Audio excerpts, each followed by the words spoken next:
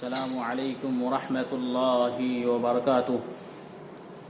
الحمد للہ رب العالمین والصلاة والسلام علی اشرف الانبیاء والمرسلین وعلی آلہ وصحبہ اجمعین وبعد۔ محترم ناظرین، سب سے پہلے میں آپ تمام احباب کا اپنے یوٹیوب چینل مکتبہ جسیم الدین میں پرخلوص استقبال کرتا ہوں۔ آج کے درس کا موضوع ہے شرک کی ہلاکتیں۔ اللہ رب العالمین نے اپنے بندوں کو سب سے بڑی چیز جس سے منع کیا ہے وہ شرک ہے۔ اس سے پہلے کے درس میں نے توحید کے بارے میں گفتگو کی تھی اور یہ بتایا تھا کہ اللہ رب العالمین نے اپنے بندوں کو سب سے بڑی چیز جس کا حکم دیا ہے وہ توحید ہے۔ یعنی ایک طرف سب سے بڑی چیز جس کا حکم دیا ہے وہ توحید ہے، اور دوسری طرف سب سے بڑی چیز جس سے منع کیا ہے وہ شرک ہے۔ پتہ یہ چلا کہ توحید اور شرک ایک دوسرے کی ضد ہے، ایک دوسرے کی اپوزٹ ہے۔ ایک شخص کے اندر توحید ہے تو شرک نہیں ہو سکتا، شرک ہے تو توحید نہیں ہو سکتی ہے۔ اللہ رب العالمین کا حق تمام حقوق میں سب سے بڑا ہے۔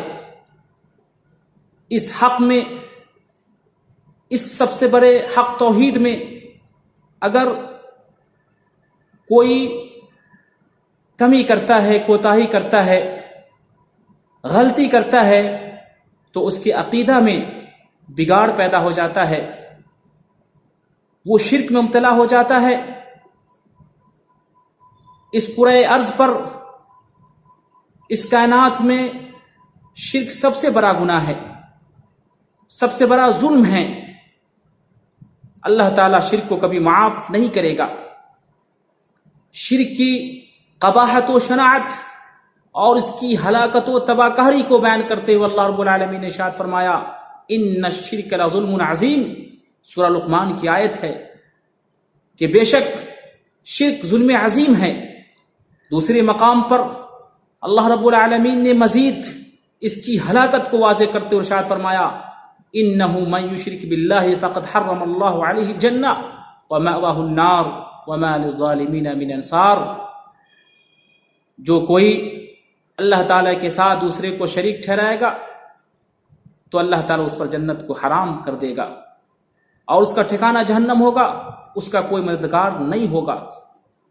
اللہ کے رسول صلی اللہ علیہ وسلم نے شرک کی ہلاکت کو بیان کرتے ہوئے ارشاد فرمایا اعظم الذنب ان تجعل للہ ندا وهو خلقک، رواہ البخاری والمسلم، کہ سب سے بڑا گناہ یہ ہے کہ انسان اللہ تعالیٰ کے ساتھ شریک ٹھہرائے، حالانکہ اس نے ہی، اللہ نے ہی اس کو پیدا کیا ہے۔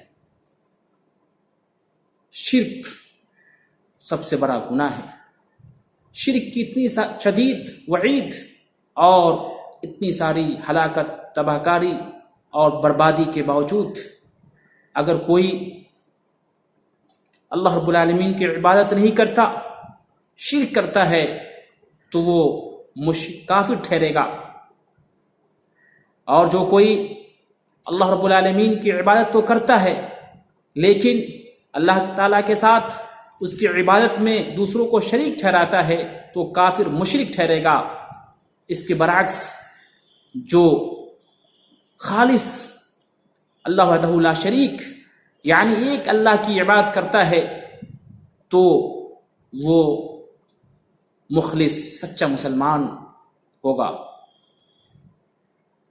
شرک کی دو قسمیں ہیں، شرک اکبر یعنی ہر وہ عمل جس کو شریعت اسلامیہ نے شرک قرار دیا ہو اور جو انسان کو دین و ملت سے خارج کرنے والا ہو، جبکہ شرک اصغر ہر وہ قولی و فعلی عمل ہے جس کو شریعت نے شرک سے موسوم کیا ہو اور وہ دین و ملت سے انسان کو خارج کرنے والا نہ ہو۔ ہر انسان ہر مسلمان کی ذمہ داری ہے، اس کے اوپر فرض ہے، اس کے لیے ضروری ہے کہ وہ توحید کو سمجھے اور موحد بن کر کی زندگی گزارے. شرک اکبر، شرک اصغر، تمام طرح کے شرک سے بچے، محفوظ رہے، شرک کی تمام چیزوں سے اپنے آپ کو بچائیں اور ایک اللہ وحدہ لا شریک کی عبادت کرتے رہے. شرک اللہ رب العالمین کبھی معاف نہیں کر سکتا ہے، اور گناہ کے معاف ہونے کا تو امکان ہے، لیکن شرک کی معافی کا تو سوال ہی پیدا نہیں ہوتا. خود اللہ رب العالمین اس حقیقت کو واضح کر دیا ہے، ان اللہ لا یغفر ان یشرک بہ ویغفر ما دون ذلک لمن یشاء، کہ اللہ رب العالمین اپنے ساتھ شرک کیے جانے کو معاف نہیں کرے گا، شرک کے علاوہ گناہ کو جس کے لیے چاہے گا معاف کر دے گا.